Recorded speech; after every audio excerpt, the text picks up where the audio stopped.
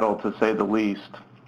What I wanted to do is provide sort of an overview from the perspective of a plan operating in a state-based exchange environment, and specifically focus on three areas: sort of the overall health reform environment in Minnesota, readiness from a plan perspective, and finally, what I say are critical success factors and expectations management. So when we talk about the political background here in Minnesota, in many respects, very similar to what the nation is seeing. I think that we obviously have a legislative environment with a Democratic governor and large majorities of Democrats in both the House and Senate that are strong backers of the ACA. We also have a very determined minority that formerly was in the majority in the 2011 and 2012 session when nothing substantive related to the ACA moved in the legislative arena. Most of the activity prior to that was centered around task force work that Governor Mark Dayton had established, and there were a lot of public policy discussions on the exchange and other aspects of the Affordable Care Act. With the change to Democratic control in Minnesota, we quickly had a flurry of activity, first with passage of the Medicaid expansion, and then by party line vote, we had exchange enabling legislation established in March that was quickly signed by the governor.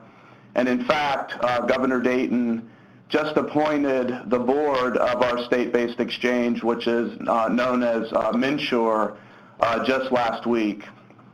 So the takeaway here is, I think in much of the nation, without passing any judgment on the law itself, just stating, I think, factually what we've observed across the country, I would say roughly a third of the country very much in favor of the law, a third of the country very much opposed to the law, and I think a third of those either somewhat indifferent, just not paying attention, or one may wonder, living in a cave or something.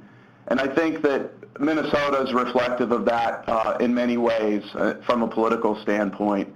And I think that portends problems for many problems, potential challenges in the launch, as was discussed by Dr. Cohen, and the need for the outreach campaign.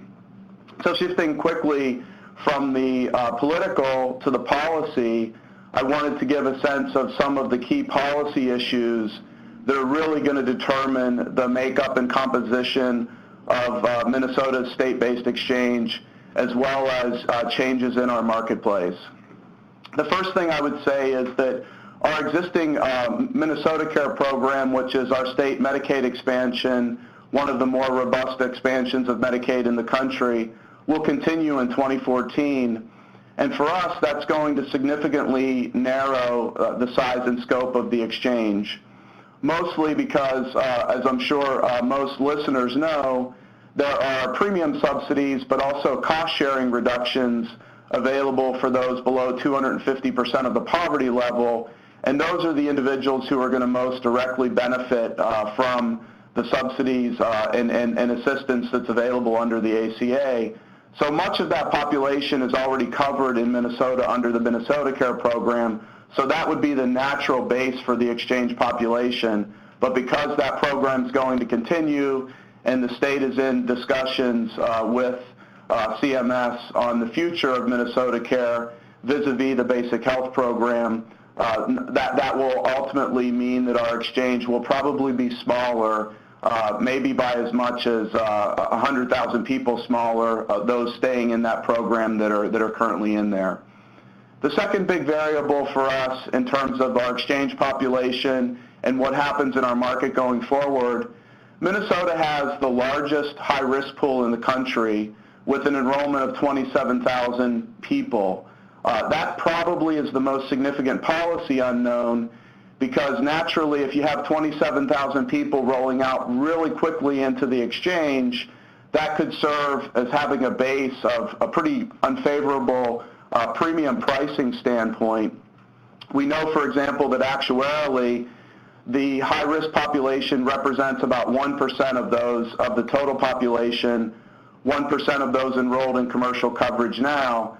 So naturally, if you think about an exchange that is, anywhere from a couple 100,000 people or larger, 27,000 people could represent a disproportionate share of the exchange. Now, we don't expect those people to roll out quickly, but it gives you an idea of the magnitude of impact that could have on our market. Just to put 27,000 in perspective vis-a-vis other high-risk pools in the country, that represents about 15% of all those in the United States enrolled in a high-risk pool. So I've only been in Minnesota for 3 years, but I can tell you that we don't have 15% of the nation's population. So the point being is this has a very big impact, and regrettably, there were some decisions made in the regulatory environment with respect to the reinsurance program that makes those individuals ineligible for reinsurance risk transfer payments. And moreover, because those transfer payments under the 3Rs program, specifically the reinsurance program, are going to states based upon need, Minnesota will have a lower need because we have less uninsured. So that's also a variable in terms of what happens with our high-risk pool. The third point is that operational details at this point, as captured by, I think, the previous speakers from CCIO, I would say pose the most significant risk, but yet they've garnered very little discussion. I think the state of Minnesota and the health plans here in Minnesota, as well as those across the country, I think it's true of CCIO, CMS as well, are operating with legacy platforms that pose a real challenge from an integration standpoint. There's simply a lot of information technology exchange and data transfers that need to occur. The fourth policy issue is that even as we face a filing deadline of May 17th in Minnesota, our legislature is still meeting and including, among other things, the potential of an autism mandate that obviously would impact our rate filings. It's pretty frightening that our legislature is scheduled to adjourn on May the 20th, yet our filing deadline is May 17th. This creates enormous challenges for our actuarial and product teams who are looking at the reality that they're probably going to have to file amended rates and forms subject to what the legislature determines in the last weekend of the session. And then finally, with respect to premium impact, it very much depends on a number of the factors that I've highlighted above. But what we do know is that according to the state's own modeling done by Jonathan Gruber and Bella Gorman, we're looking at somewhere in the neighborhood of a 20 to 30% rate increase vis-a-vis existing rates in the individual market. Now, as previous speakers have pointed out, many of those individuals are going to qualify for subsidies, and for them that's a good thing because they'll get assistance for what will be more comprehensive coverage. But many others, upwards of 30% or more in Minnesota, aren't going to get a subsidy, and we worry about the impact of those and the changes that they'll have to make in their existing product designs. Just a real quick few points as I shift to readiness from the standpoint of the structural design of our exchange and what's been moving in the legislature. We have a board that was appointed by the governor, 7-person board. For 2014, any qualified health plan meeting objective criteria as published in the statute and the regulations will qualify. After that, our state has an active purchaser model, which means that that board will be able to pick and choose and select, if you will, exclude plans, even though they may meet the basic criteria. In 2014, we have some seed funding from our general fund, coupled with a premium tax that in 2015 will ramp up to 3.5%, I think, which is parallel to what exists for the federally facilitated exchanges. Just a real quick few notes on market reforms legislation. I think even though all the attention has been on the exchanges and moving the exchanges online, we know that the law, of course, impacts the totality of the small group and individual markets. So there's separate legislation moving in Minnesota and other states that have to essentially conform existing law to the ACA. That legislation is still moving as well and presents a real challenge for us in terms of getting our rates and products filed within that deadline, which is just 1 week away. A couple notes, and some of this has already been covered, practical and operational challenges. Let me first say, before I dive into this, that I think there are a lot of really smart people at the federal government, a lot of really smart people in the state of Minnesota. Everyone's doing the best they can. But the reality of the situation is we had numerous delays along the way that put us in a real difficult position. First of all, as I think Dr. Cohen indicated, most of the major rules have been issued, but those major rules were not issued in final form until February and March of this year. I think that was well beyond what was initially scoped out from a timing standpoint, and that's created a real challenge in terms of getting the products together, getting the rates compiled, and it's been coupled by our legislative environment where we've still been meeting, by our market dynamics in Minnesota, for example. As I said, we have a very large high-risk pool. The high-risk pool poses challenges for migrating that pool into the reform marketplace, and specifically with respect to the reinsurance program I mentioned, presents an enormous challenge for us, ostensibly that could ultimately penalize the state of Minnesota for having that large high-risk pool and the challenge of transitioning it. The second thing that I would mention is, as Lourdes covered, there was a delay in the SURF rate filing system, originally scaled to be launched in December. That was delayed until March, and that's also presented a challenge from a system standpoint in making the changes that are necessary in our systems to conform to that new filing functionality. Finally, in terms of the practical challenges, I wanted to point out that there are a few areas where we've had really positive developments. One, for example, is the standard for waiver under a reasonableness standard of the $2,000, $4,000 deductible limits in small group for single coverage and family coverage, because in Minnesota, we already have the lion's share of our small group market has moved beyond those deductible levels. And we were looking at a challenge and a real difficult situation in getting to those lower cost products for the bronze and the silver standards if that waiver would not have been put into the regulations.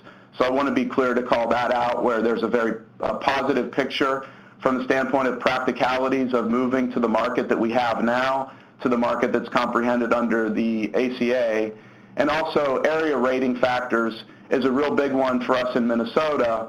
We're a very, very diverse state. 50% of the population lives in the metro area, but if you go 6 hours north to Lake of the Woods County along the border, the Canadian border, there's a very different pricing factor because of the difference in variation in the delivery of health care in some of those geographically dispersed areas. With respect to the operational issues, I've already touched on this, but I think the real big challenge is that we anxiously await the period when we begin beta testing with the state once the state gets through their sprint testing design, and we're really focused and concerned about the integration data points and ensuring that we have timely and effective exchange of information and data.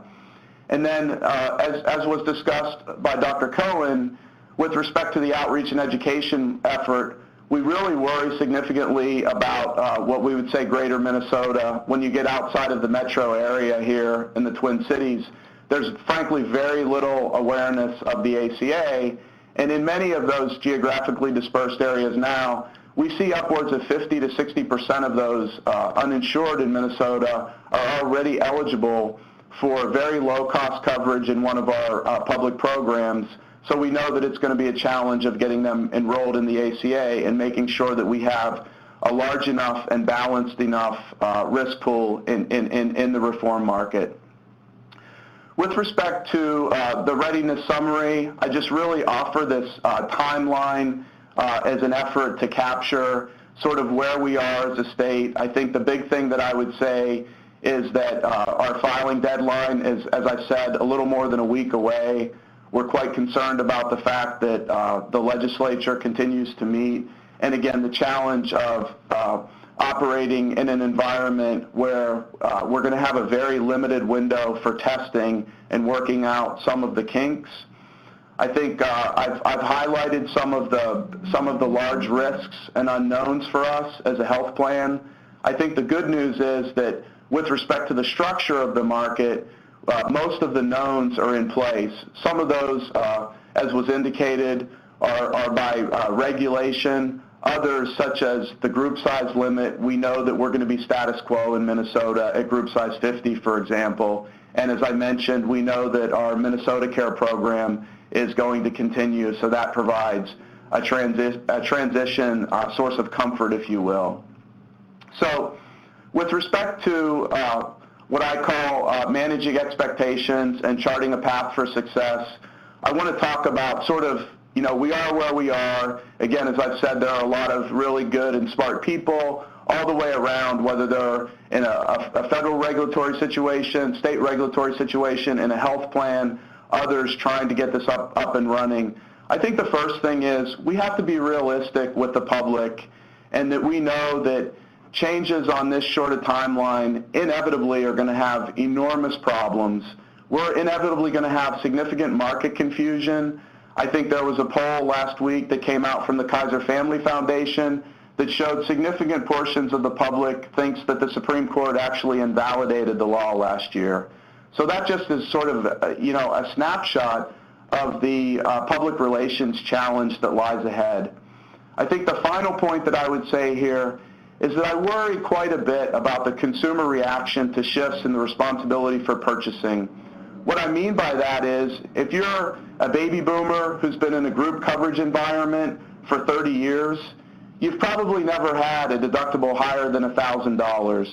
If you're suddenly put on an exchange, you probably have no idea what your health insurance costs your employer on an annual basis. You're going to be really surprised when you see what type of deductible, what type of cost sharing is associated with what you may perceive as being, quote, affordable coverage. So we got to be realistic about that. We really need to think about what we need to do in this country in terms of health literacy and bringing the public along and the education process that's necessary, and the affordability, the benefits, sustainability discussion that's necessary as we move forward with the ACA. And with that, I'd say my second biggest point, premium cost mitigation. We know that one thing we're going to see are higher costs. This is a given. Higher costs in the individual market, higher costs in the small group market, less so than the individual market. Now, as I indicated, for many individuals, they're going to get significant assistance, and those higher costs are going to be borne and offset by that assistance, and they're going to have more generous coverage. For those individuals, if you're a family under $50,000, $60,000 a year, then the law is really good for you. For those that are the top end of the subsidy scale, the subsidies are not likely to offset their increased cost. And of course, for those who are outside of the subsidy range, the same is true. So they're going to be higher costs because of benefits, because of the additional risk mix that we know that individuals who are going to first come in are going to be those who have a pent-up demand, who need healthcare services. We have to think about strategies to manage that. One of the strategies that we're just at the genesis phase of in terms of health plan design, we really need to think about incentives for value-based insurance design. I think this is something you'll hear quite a bit about going forward. The opportunities to use network in a health plan environment as differentiators, and to really drive people to the lowest cost, most effective source of care.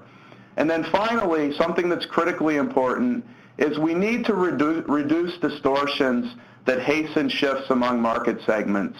What I mean by that is, over the last 30 years, we've seen a slow migration from the fully insured market to the self-funded marketplace. One of the reasons is because the self-funded marketplace under ERISA avoids benefit mandates, of which we have a very high number here in the state of Minnesota, but it also avoids taxes. Taxes are a big part of the picture.